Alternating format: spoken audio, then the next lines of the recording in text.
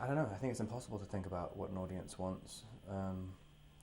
I can't really think what anybody wants. I mean, you always think if you're doing stuff for the right reasons, just kind of challenging movies that, you're not doing it for just money or something, a kind of thin reason, then hopefully at least one other person will like it. But you can't predict what an audience is going to do ever, really.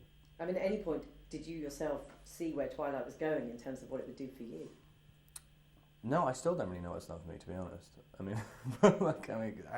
I think I kind of, I got a little bit detached as it started really exploding, because I didn't want to go crazy, and so I was more of a spectator to the whole situation. And it didn't. Yeah, it was a sort of a bystander.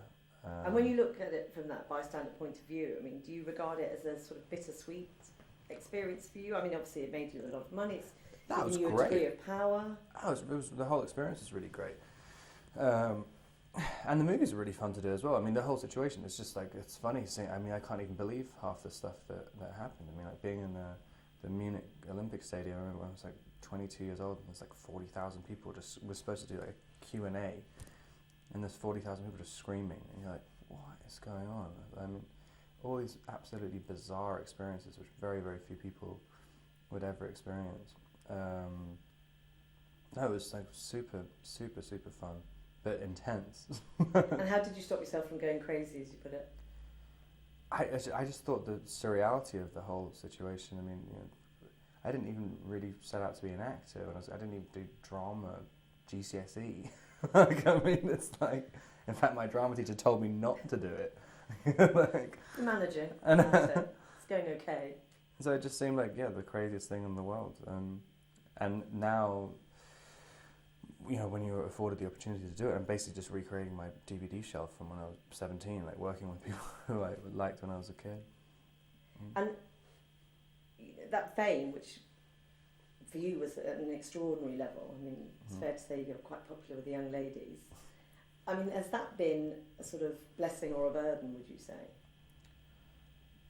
I mean, to be honest, I don't even really know. I mean, there are definitely some kind of fun aspects of it.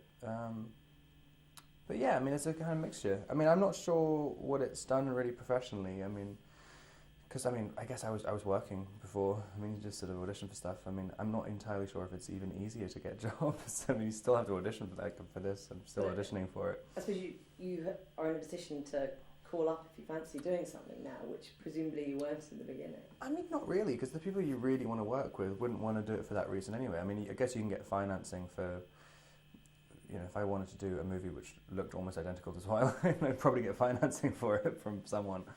But the people I want to work with still, I haven't proved myself in too many different environments. So I would want people to want to audition me. So I guess it hasn't really changed that much, really. In terms of, I suppose, there's not a great deal of sympathy for film stars, I suppose, who are hounded by whether it's thousands of young girls or the paparazzi. But I mean, it is, presumably living through it, quite tricky at times. Yeah, I mean, but everyone's got kind of lame aspects of their life. I mean, but what I've realised over the last few years, because if you complain about something, the vitriol which you get back from it when they're like, "How dare you complain about something?" I think what people don't get is like, I think actors will say something in an interview when they're just basically like bitching and moaning about, like, in the same way you bitch and moan about any job, but you don't really realise. I think a lot of the time people don't realise they're actually doing an interview. So it sounds as if it's quite difficult, even you to find somewhere to live where you weren't hounded.